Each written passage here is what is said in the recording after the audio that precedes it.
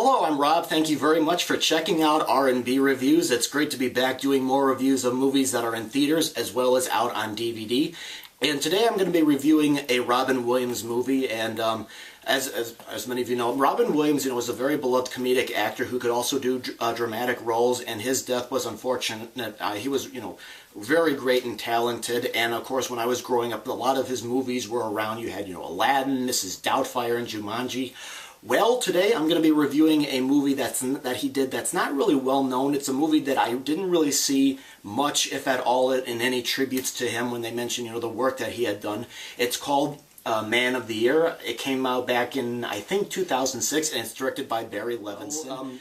Robin Williams plays a sort of TV host on a comedy political show like, the Jon Stewart Show or Bill Maher, where, he pokes fun at, stuff going around in politics. One of his audience members suggests that he run for president. At first he's like, yeah, I don't know.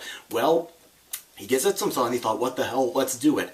So this movie touches a little bit on him trying to run for president just to make some changes. And of course there's a subplot involving a character played by Laura Linney. She works for a company that's making these new voting machines, and she believes that there's an error in there. And of course there's some stuff going on with that.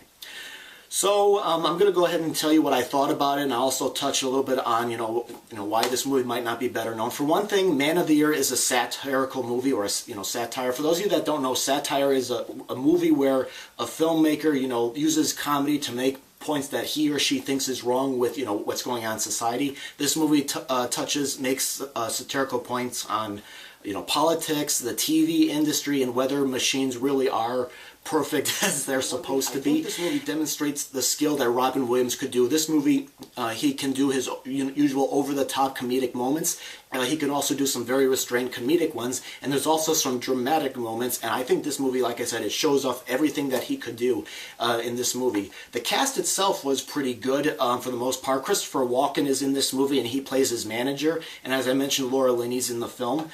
I think this movie made some very good, strong satirical points. Like I said, it touches up on, the TV industry. Like there's a comment that Lewis Black's character makes in the movie about why he has a love-hate relationship with television, and I think he made some good, smart points there.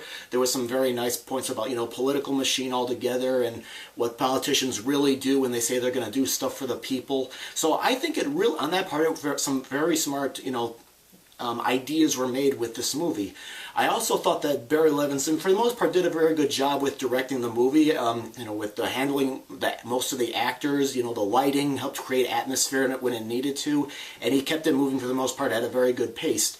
Some of the things I really didn't care much for about Man of the Year was the tone. I felt like, it shifts tone a lot in this movie. It was like watching maybe 2 or 3 movies in one.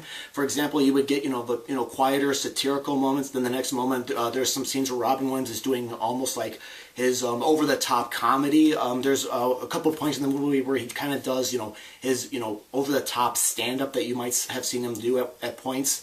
And then, and on top of that, it's also a thriller. There's scenes with Laura Linney's character where the president of the company wants to quiet Laura Linney down because he doesn't want people to know that there might be some problems with the machine. So you get some thriller moments, and on top of that, you get a touch of romance in here. It was cute, but I felt like that aspect wasn't necessary. But when I was watching this movie, it was like watching 3 different or 4 different movies in one almost. I think it would have been better if, they decided to concentrate making it, an all, satire movie on either Robin Williams trying to run for president, or, make it a thriller. Lewis Black is in this movie. I thought he was all right, but the problem I had with him was I found him to be a little bit too animated here and there. I mean, I don't know if it's because, I didn't look at his filmography, but I think with a lot of comedians, if they're going from doing stand-up to trying out with acting, and if they don't have much experience, they come across more as like stand-up comedians, reciting the dialogue rather than playing characters, because he's constantly, moving around, moving his hands around. It's like talking like he's doing his stand-up act, and I felt like he could have been restrained a little bit more to be kind of like on Robin Williams' level at different points. Also, there are some moments that I think kind of ran a little bit long. There's a scene where Robin Williams' character is taking part in a presidential debate with the Democratic and the Republican candidate. And there's one point where he's asked a question and he just grabs the microphone and he rambles on. He makes some good points, but I felt like that segment could have been trimmed a little bit. So why isn't this movie better known? Well, one reason is I think it's because, like I said, it's a political movie. You know, I think some people are afraid to go see political movies because they feel like maybe they see enough of it, like in the news. Maybe it's because people are afraid that they're going to go see a movie and it's going to have a point of view that they don't agree with and they feel like they're going to waste their time and money to go see it. So maybe that's why. And also satires, I think, can be very hard to sell. There's people that think that Americans don't make very good satires, and perhaps, but I think this one at least is decently.